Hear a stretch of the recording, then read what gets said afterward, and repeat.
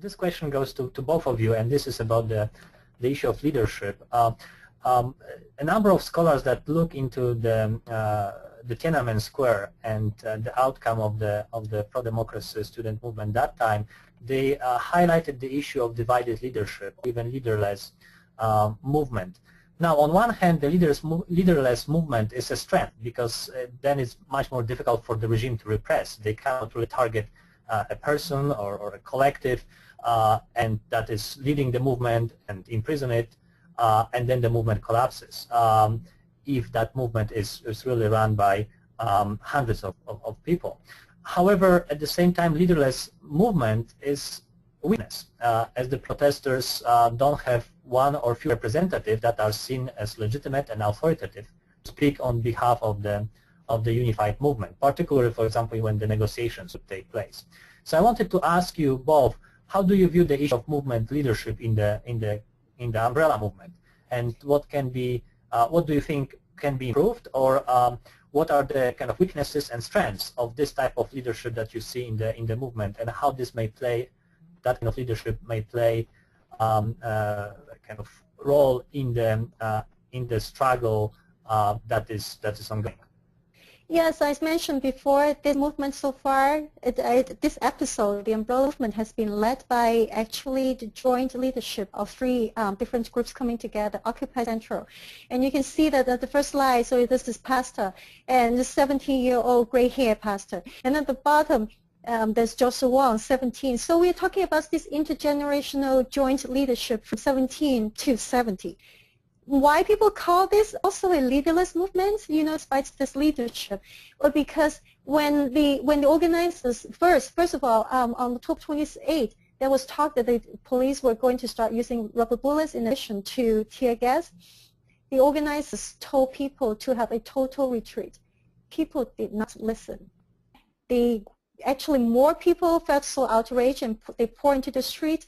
And not just that they did, and also not just that they didn't really leave Admiralty, but they also spread to other sites. And this is why we now have Occupy Mong Kok and Occupy Causeway Bay. Now, and then another time on October 3rd, on Friday, when thugs began to attack and beat up and also sexually harass all these female protesters in Mong Kok. Then there was another call by the organizers that, well, maybe we should retreat from Mong Kok. We really cannot control too many sites at the same time. We don't have enough manpower. We don't have enough protesters.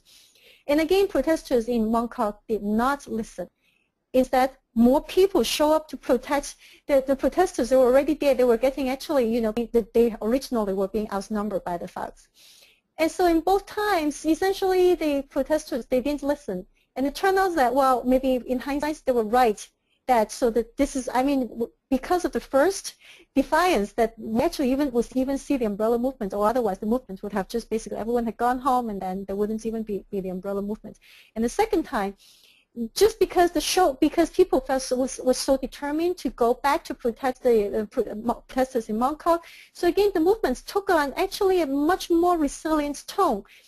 Now then, I guess the issue is, how do you connect ordinary protesters who have been so brave to brace both police and thug violence and the leadership in Admiralty, and in a way that the leaders, or both leaders and the protesters have to really connect better, so that they really can talk to each other and can discuss, do we withdraw, do we not withdraw, or do we make the occupied sites a little smaller so that we can, allow a little bit more of traffic?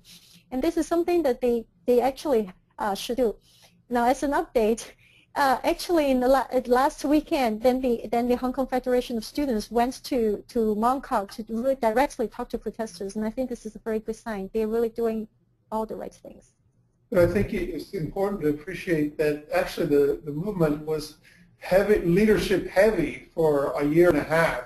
In a way, it was all under the Occupy Central movement. They announced they were going to engage in civil disobedience almost a year and a half ahead of time, and they actually organized these deliberations and referendums and everything. So it was actually until the students started taking the lead on the street in the protest there was lots of planning. In some ways, I think that may have been a problem too, that they announced all these intentions so far in advance that there was a feeling of no spontaneity. If they hadn't been assisted by tear gas and so on, we don't know. People would have already had protest fatigue before they even started protesting, because and also I think this too early a declaration of these intentions before anything had happened also made the Occupy Central movement itself a target. In previous movements, the government was always the focus of criticism and targeting, but because they stuck their neck out too early, I think they made themselves the target for much of this time, and that's why people doubted they would be able to mount very large protests. So events worked in their favor eventually, but we should also examine whether you should be declaring a civil disobedience before you even had any protest at all.